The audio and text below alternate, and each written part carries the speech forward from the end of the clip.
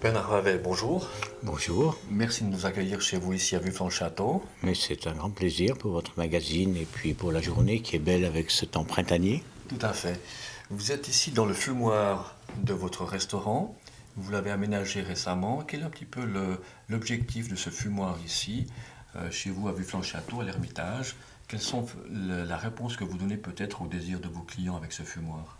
Mais il y a déjà quelques temps, je crois 3 ans, où le restaurant est non-fumeur, mais la maison n'est pas non-fumeur. Donc nous avons anticipé tout ce qui arrive maintenant en organisant un endroit où les gens continuent d'avoir ce plaisir hédoniste de boire un alcool, fumer un cigare, et puis aussi de fumer une cigarette. Ça arrive encore que certains ne se tiennent pas jusqu'à la fin du repas pour aller fumer. Alors on n'aime pas trop les voir dehors au soleil ou à la pluie ou bien au froid.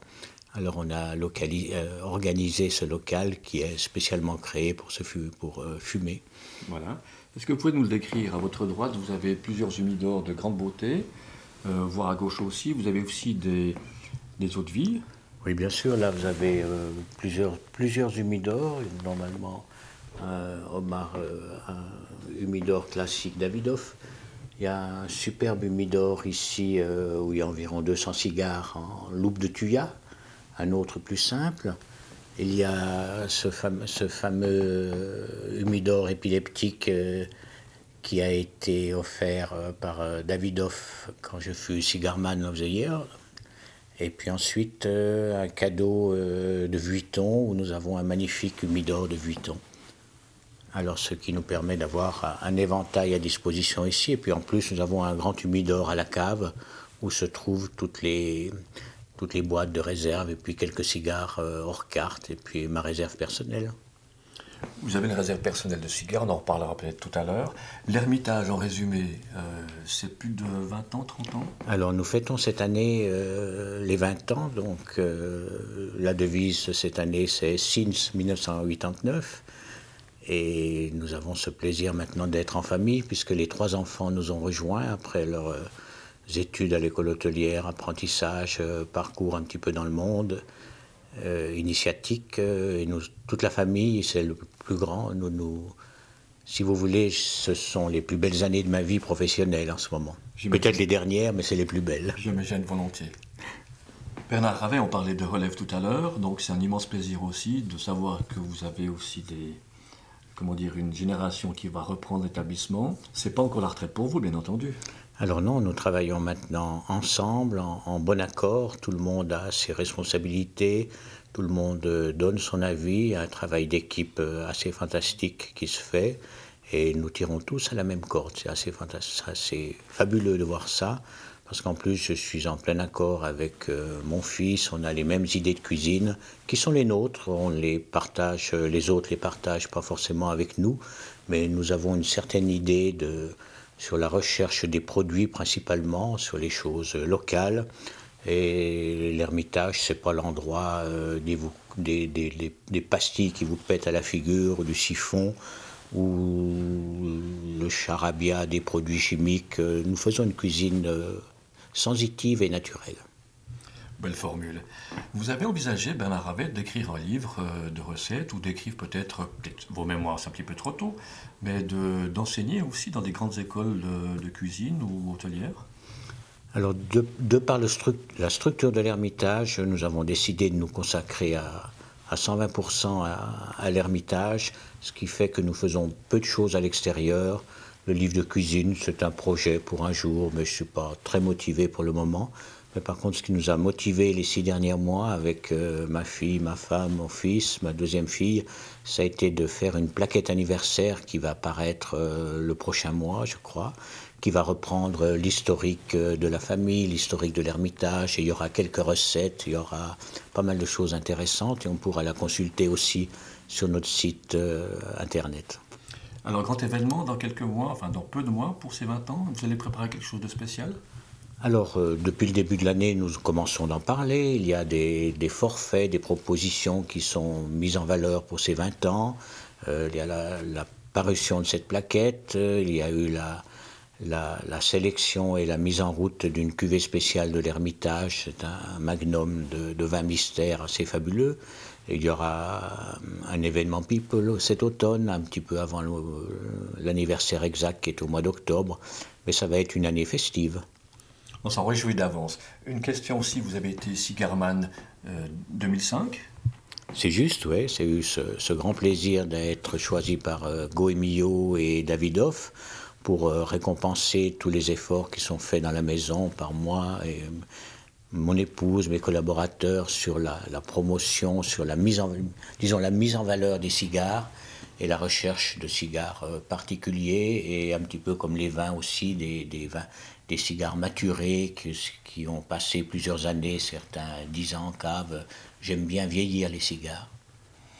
Vous avez des cigares préférés, j'imagine. Pas forcément des grandes marques, pas forcément des petites marques.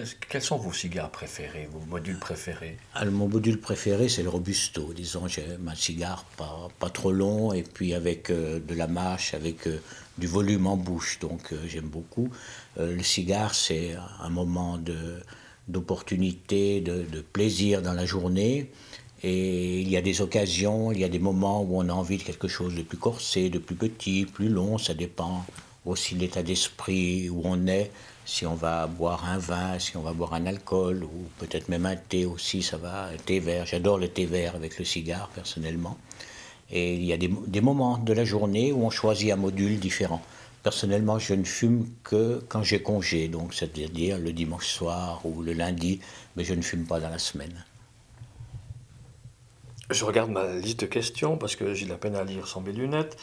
Vos cigares préférés, on n'a pas parlé de marque, mais est-ce qu'on peut peut-être quand même donner un ou deux noms? Alors, je vais aussi bien aux Républiques dominicaines ou à Vannes, on en revient à cette idée de ce qu'on recherche à quel moment. Mais c'est sûr que j'aime bien, chez Davidoff, on peut prendre une de leurs dernières créations, un Reservadus par exemple, merveille d'équilibre. J'aime bien dans la série Platinum, quelque chose d'un plus petit, un Choubi par exemple. Autrement dans les Havanes, un D4, c'est quelque chose qui me convient. J'aime beaucoup, dans un jour de grande fête où je me sens très bien, Monte Cristo, ça me va bien. Épicure aussi, ça me convient bien. Voilà. Vraiment connaisseur. Ouais. Dans la gamme des whiskies, on a vu que vous aviez beaucoup de références. Vous avez une gamme de whisky vraiment élargie. Quels sont un petit peu vos coups de cœur pour les whiskies? Alors, que des single malt, on peut dire. Et puis, je les aime un petit peu tourbés, mais pas trop, disons. J'aimerais peut-être moins Hardberg, par exemple. Islay me va bien, mais je les aime assez ronds, assez évocateurs, mais peut-être pas la masculinité d'un tourbé fumé, disons, me dérange peut-être un petit peu plus. D'accord. Alors, on en revient maintenant au tour gastronomique Davidoff. On est chez vous aujourd'hui parce que vous faites une recette particulière pour le tour gastronomique Davidoff. Est-ce que vous pouvez nous en dire deux mots?